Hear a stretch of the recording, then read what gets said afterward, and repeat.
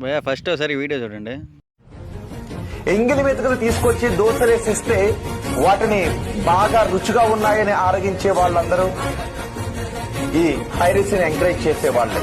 Piracy సినిమాలు ఎవరైతే చూస్తారో ఆ పైరసీ సినిమాలు చూసే వాళ్ళు ఎవరు అంటే దొంగ వేసే ఎంగిలి మెతుకులకు ఆరాటపడే వాళ్ళని అర్థం చేసుకో. అదండి సంగతి. పైరసీ మూవీలు చూడడం అంటే ఎంగిలి మెతుకులు ఏరుకొని తినడం అంట. మరి బయట షాపుల్లో 20 రూపాయలు దొరికే వాటర్ బాటిల్ 50 రూపాయలు, 50 రూపాయలు దొరికే పాప్కార్న్ 100 రూపాయలు, 100 రూపాయలు చూడాల్సిన సినిమా టికెట్ 1000 రూపాయలు చేసి చేయడం అంటే దాన్ని ఏమంటారు? శవం మీద చిల్లర కూడా అంటారా? ఒక పక్క యాక్సిడెంట్ అయ్యి వాడు చనిపోయే మూమెంట్లో ఉన్నా సరే మైక్ తీసుకెళ్ళి వాడు మూతి దగ్గర పెడతారే, దాన్ని ఏమంటారు? జర్నలిజం అంటారా? లాస్ట్ టైం జగన్ గవర్నమెంట్ ఉన్నప్పుడు జీవో తీసుకొచ్చాడు.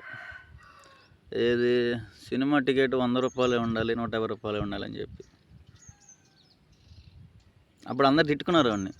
ఈ అమ్మాయి పిచ్చిన కొడుకు, వీడు కేవలం పవన్ కళ్యాణ్ కోసమే, పవన్ కళ్యాణ్ సినిమాల కోసమే టికెట్ రేట్లు తగ్గిస్తున్నాడులే అని.